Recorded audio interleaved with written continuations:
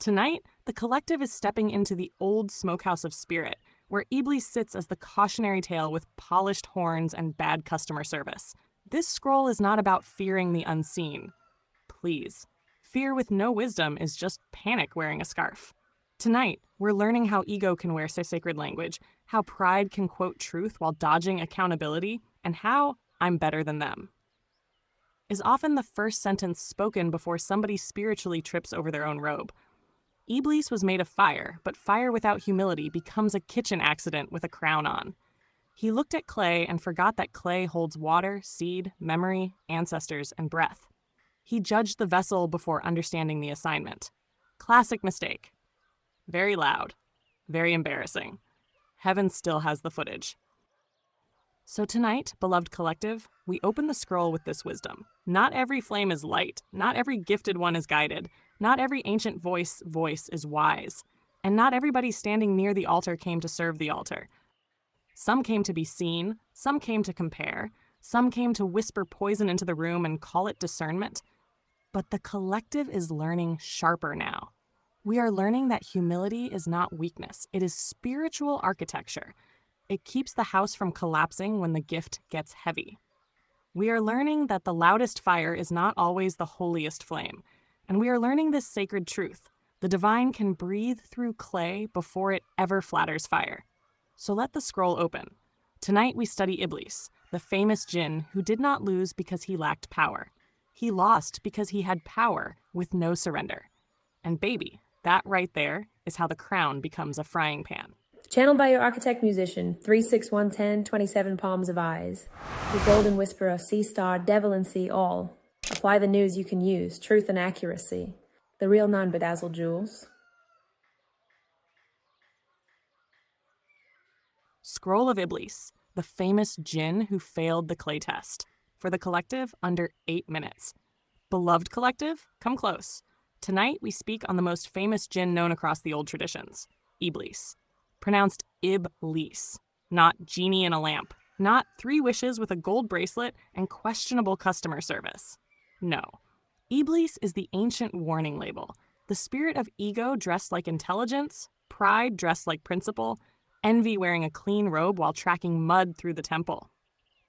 In Islamic tradition, Iblīs is named as the being who refused to bow when Adam was honored. The Quran specifically says he was of the jinn and that he rebelled against the command. That is the receipt with the ink still smoking. Britannica also identifies Iblīs as the personal name of the devil in Islam, associated with the role of tempter, also called al-shaytan when acting in that function. But listen close because the lesson is not fear the jinn. That is baby table theology with a juice box. The deeper lesson is this. Iblīs did not fall because he lacked knowledge. He fell because his knowledge had no humility. That's the whole scroll right there. But humans like extra seasoning. So here we go. The story says Iblīs looked at Adam and said, in essence, I am better than him. You made me from fire and him from clay. There it is. The first cosmic comparison post. The first spiritual superiority complex. The first, my element is better than your element nonsense. Fire looking at clay, like clay wasn't the same thing that holds seeds, ancestors, bones, homes, graves, gardens, and every pot of soup somebody's grandmother ever blessed. Iblīs saw material. He did not see purpose. He saw clay. He missed the breath. He saw the outside. He missed the assignment. And that collective is why this scroll matters right now. Because the same Iblīs pattern is moving through the world like a slick-talking landlord with no repairs planned. It shows up whenever people say, I'm too gifted to be corrected. I'm too spiritual to apologize. I'm too chosen to be accountable. I'm too wounded to stop hurting people. I'm too enlightened to listen. Baby, that is not enlightenment. That is ego-wearing incense. The jinn, in traditional Islamic understanding, are beings parallel to humanity, unseen, capable of moral choice, not automatically evil. Some traditions describe them as hidden beings with extraordinary powers, and the Quran affirms them as accountable beings capable of choosing good or evil. The Quran also describes jinn as created from a smokeless flame of fire, so the point is not all jinn bad. No. Don't let fear turn your brain into cold oatmeal. The point is, fire without humility becomes destruction. clay with breath becomes destiny. Iblīs is famous because he became the symbol of the being who could stand near holiness and still choose arrogance. That's a nasty little lesson, isn't it? Standing close to sacred things does not mean you have become sacred. Some folks can quote scripture, burn sage, chant in Sanskrit, wear linen, collect crystals, and still treat people like disposable napkins at a barbecue. The robe is clean. The spirit is crunchy. Now let's bring it to the collective. The Iblīs pattern does not always come with horns, smoke, and dramatic thunder. If only evil were that theatrical, humans might actually catch it before brunch. No, it comes subtle. It whispers, "Don't forgive. That makes you weak. Don't collaborate. They'll outshine you. Don't heal. Your wound is your identity. Don't apologize. They should already understand. Don't bow to truth. Make truth bow to your mood." That is the trick. Iblīs refused to bow, but the deeper crime was not posture. It was perception. He could not honor what God honored because his ego needed to be the measurement stick. He looked at clay and said, "Lesser." Heaven looked at clay and said, "Vessel." Collective, beware of anyone who can only recognize divinity when it looks like them, talks like them, worships like them, votes like them, dresses like them, or validates them. That spirit is not discernment. That is spiritual narcissism in choir shoes. And yes, I said choir shoes. The squeaky ones. The hidden teaching. Iblīs teaches that comparison is the doorway to corruption. Not ambition, not excellence, not self-respect. Comparison. The moment he compared fire to clay, he stopped seeing obedience, service, wisdom, and divine order. He only saw rank. He wanted hierarchy more than harmony. He wanted to be above more than he wanted to be aligned. And that is the poison moving through the age right now. Everybody wants a throne, but nobody wants to mop the temple floor. Everybody wants a title, but nobody wants the discipline. Everybody wants chosen energy, but half the room can't choose kindness before breakfast. Humanity really is out here trying to ascend with unprocessed emails and a grudge from 2017. Stunning. Tragic. Deeply on brand. The collective's lesson is this. Your gift is not proof of your growth. Your power is not proof of your purity. Your fire is not proof you carry light. Fire can warm a village. Fire can burn it down. That difference is called character. The Quran says that when the angels were commanded to prostrate before Adam, they did, except Iblīs, who was one of the jinn and rebelled. In another passage, Iblīs explains his refusal by claiming superiority. He was made from fire while Adam was made from clay. The tradition around jinn is older and wider than cartoon genie imagery. Britannica notes that jinn were part of pre-Islamic Arabian belief and later Islamic cosmology, with moral agency rather than being automatically wicked. So the esoteric point is clean. Iblīs is not just a being in a story. Iblīs is a mirror for the moment pride becomes a prison. What this means for the collective right now. The collective is being tested with the same old fire and clay exam. Can you honor people who are different from you? Can you accept correction without turning into a thunderstorm in a hoodie? Can you let someone else rise without treating their blessing like a personal insult? Can you tell the truth without needing to dominate the room? Can you be powerful and still gentle? Because the real chosen ones do not need to announce themselves every 27 seconds like a spiritual car alarm. The real ones are steady. They do not confuse loudness with authority. They do not confuse mystery with confusion. They do not confuse pain with permission to become cruel. They know that clay is sacred because clay can be shaped. Fire dances, yes, but clay remembers. Clay carries fingerprints. Clay becomes vessel, altar, brick, bowl, body. Clay feeds gardens. Clay holds water. Clay receives seed. Fire said, "I am better." Clay said nothing. And still, clay was chosen. That is the part that makes ego furious. Core lesson. The Iblīs spirit is not defeated by screaming at shadows. It is defeated by humility, by accountability, by unity, by refusing to let envy rent space in your chest, by saying, "I can be gifted and still learning," by saying, "I can be hurt and still not become harmful," by saying, "I can carry fire, but I will not burn the people I was sent to warm." That is grown folk spirituality. That is soul discipline. That is the temple with the lights actually paid for. The message is simple. Do not become so proud of your fire that you forget the holiness of clay. Do not become so spiritual that you forget how to be decent. Do not become so chosen that nobody can reach you. Iblīs lost the test because he thought origin was greater than obedience, power was greater than humility, and rank was greater than reverence. But the collective is learning better. We bow to truth, not ego. We honor breath, not bragging. We choose unity, not envy. We carry fire with clean hands.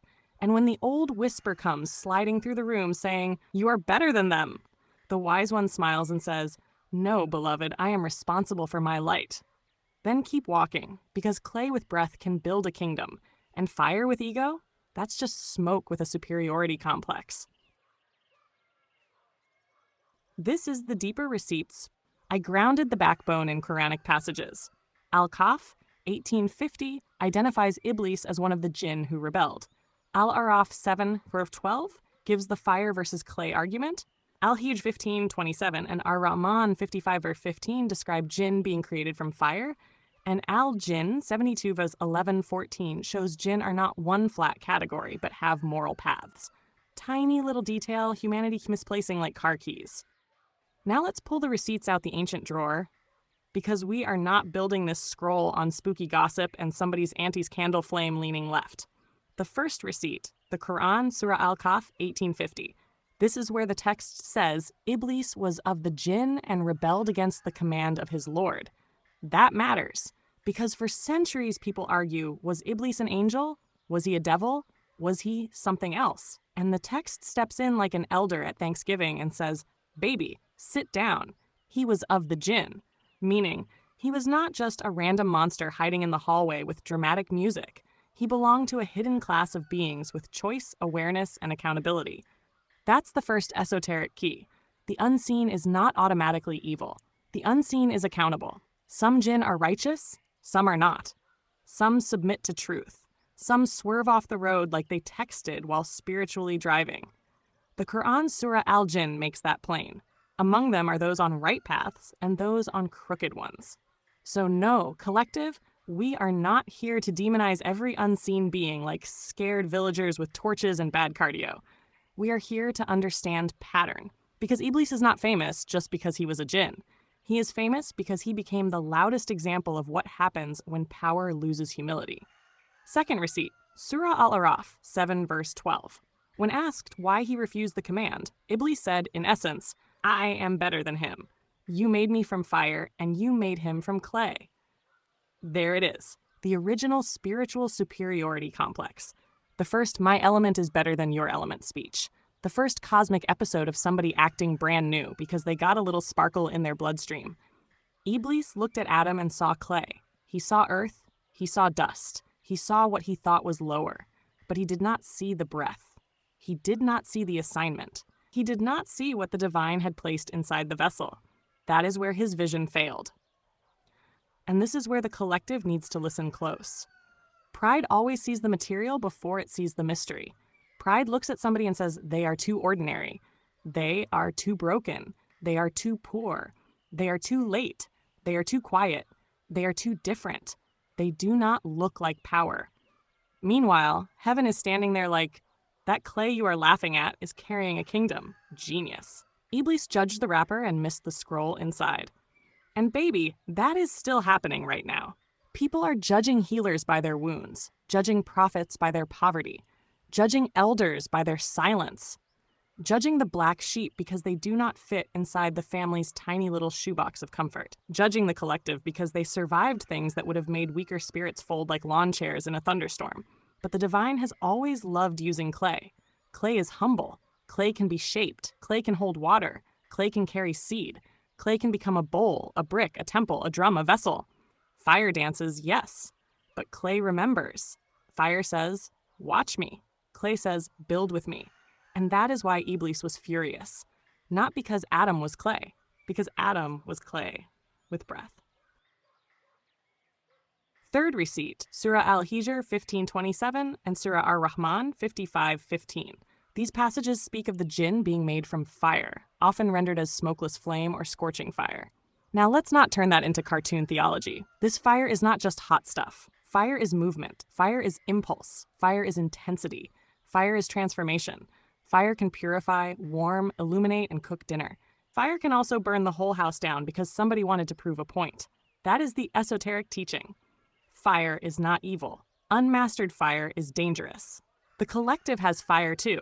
Fire in the tongue, fire in the belly, fire in the bloodline, fire in the intuition, fire in the gift, fire in the nerve to survive what should have crushed them. But the lesson of Iblīs says, do not let your fire become arrogance. Do not let your gift make you cruel. Do not let your awakening turn into a throne you beat people with. Do not let your sight become an excuse to look down on the ones still learning. Because a spiritual gift without compassion is just a flamethrower with incense taped to it. And we have enough of those wandering around already. Truly. The Astral Neighborhood Association is exhausted. Some of the collective has been treated like clay in the worst way. Stepped on, overlooked, dismissed, mocked, called common, called too sensitive, called too strange, called too much, called not enough. And the Iblīs pattern loves that. It loves when people start believing they are nothing because somebody with fire in their mouth called them dirt. But hear this clearly. Clay is not worthless because it was stepped on. Clay is sacred because it can still become something. The foot that tried to crush you may have only pressed you closer to your form. The heat that tried to burn you may have only hardened the vessel. The rejection that tried to bury you may have only planted you deeper. That is why the old story still matters. Because Iblīs looked at clay and saw inferiority. The divine looked at clay and saw possibility. And that is the war right there. Not fire versus clay, but arrogance versus purpose. Comparison versus reverence. Ego versus obedience. Noise versus breath. The collective is being asked right now to stop accepting the judgment of beings, people, systems, families, lovers, enemies, and spiritual show-offs who cannot see the breath inside them. Some people are not qualified to name you. They cannot even recognize themselves without a mirror, a title, and 3 compliments before breakfast. So do not hand your soul to someone who only knows how to measure worth by status, shine, beauty, money, bloodline, or noise. Iblīs had fire, Adam had breath, and breath outranked fire because breath carried purpose. That is the receipt, that is the wisdom, and that is the healing. So when pride whispers you are better than them, answer no, I am responsible for my light. When shame whispers you are only clay, answer yes, and clay becomes temples. When envy whispers their blessing steals from yours, answer no, the divine does not run out of ink. And when the old Iblīs pattern rises in the room, slick-talking, comparing, dividing, tempting, and trying to make everybody worship ego in designer sandals, the collective does not panic. The collective remembers, not every flame is holy. Not every loud spirit is wise. Not every hidden thing is evil. Not every humble thing is weak. And not every clay vessel is empty. Some clay is carrying the breath that changes the age. So walk gently. Stand firmly. Keep your fire clean. Keep your clay sacred. And never let arrogance convince you that being higher means being holier, because Iblīs had elevation, but he lacked surrender. And that, beloved collective, is how a throne turns into a trap with velvet cushions. Universal Currency Receipt, Architect Musician 3611027, The Graceful Whisperer, Devalan Ahll. To our beautiful collective, from our day ones to every new soul joining this journey, we love and appreciate you deeply. You've turned this space into so much more than a community, you've made it a family. Thank you, truly. Your presence, your energy, and even the smallest acts of kindness have the power to shift the compass for many in ways unseen but deeply felt. Here's to each of you, old, new, and the many more to come. We're just getting started, and we're so grateful you're here with us. With love and infinite appreciation from the collective of Shaman Ahll. And now, beloved collective, we close this scroll with legacy. Because the story of Iblīs is not just ancient warning. It is a mirror.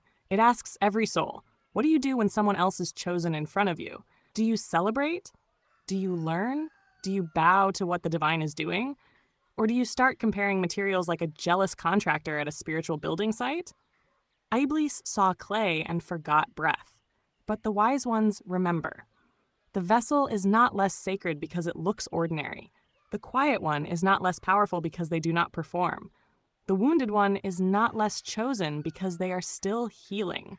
Some of the collective has been treated like dirt for so long, they forgot dirt feeds the root. They forgot clay makes the bowl. They forgot dust holds the bones of ancestors who survived storms, chains, exile, betrayal, hunger, silence, and still whispered forward. Keep going, baby. We did not survive all that for you to shrink in front of somebody with a loud mouth and a borrowed flame. That is legacy. Legacy is not just what you leave behind. Legacy is what you refuse to become. You refuse to become bitter just because you were betrayed. You refuse to become arrogant just because you are gifted. You refuse to become cruel just because you were mishandled. You refuse to become smoke because somebody tried to burn your name. No, you become shaped. You become seasoned. You become the vessel that can hold more light without cracking. That is the difference between Iblīs and the awakened soul. Iblīs said, I am better. The awakened soul says, I am responsible. Iblīs said, look what I am made of. The awakened soul says, look what I am becoming. Iblīs said, I will not bow. The awakened soul says, I will not bow to ego, but I will bow to truth. And that is where the crown gets clean. Because the real crown is not made of gold. It is made of discipline. It is made of restraint. It is made of mercy when you could have been petty. It is made of silence when you could have dragged the whole room by the spiritual ankles. It is made of choosing wisdom when foolishness is standing there with a microphone, stage lights, and a fresh outfit. The collective is learning that the most dangerous enemy is not always outside the gate. Sometimes it is the whisper inside that says, you are above correction. You do not need humility. You deserve to punish them. You are too special to serve. That whisper is old, dusty, expired, needs to be returned to whatever cosmic clearance bin it crawled out of. Because the collective is not here to become another Iblīs pattern with better lighting. The collective is here to become clean fire and sacred clay, warm fire, guided fire, fire that cooks, protects, purifies, and lights the road, and clay that receives breath, clay that becomes vessel, clay that becomes drum, clay that becomes temple, clay that becomes legacy. So to the ones who were overlooked, hear this. You are not less because they did not recognize you. You are not behind because your path took the hidden road. You are not broken because you had to be reshaped. Sometimes the hand of life presses hard because the vessel is being made strong enough to carry what soft clay could not hold. That pressure did not end you. It formed you. That heat did not erase you. It fired you. That rejection did not bury you. It planted you. And now the roots are waking up underground, quiet as prophecy, strong as grandmother's prayer, moving like Chicago bass line under New York pavement. Smooth, gritty, and nobody's asking permission. So close this scroll with your head clear and your heart steady. Do not hate your clay. Do not worship your fire. Do not envy another soul's assignment. Do not let pride make you homeless from your own purpose. And do not let anyone who cannot see your breath convince you that you are only dust. Because dust is where bodies return. Clay is where vessels begin. Fire is where transformation happens. And breath is the divine signature. So walk like one who carries it, speak like one who respects it, heal like one who remembers it. And when ego tries to rise up in designer sandals, whispering, I am better, let wisdom answer, no, beloved, I am becoming. That is the legacy. Not being above everyone, but being aligned enough to serve without shrinking, shine without scorching, and rise without stepping on another soul's neck. The story of Iblīs teaches the warning. The collective carries the correction. Fire with humility becomes light. Clay with breath becomes temple. And a soul with wisdom, that becomes legacy. So let the scroll close. Let the smoke clear. Let the breath remain. And let every clay-born, fire-tested, ancestor-held soul in the collective remember, you were not made to compare. You were made to carry. You were not made to burn the village. You were made to light the way home. Until next time, your Sea Star Curacy, channeled by 3611027, the Beautiful Whisperer. Our Sea Star Devalan CO. Apply the news you can use.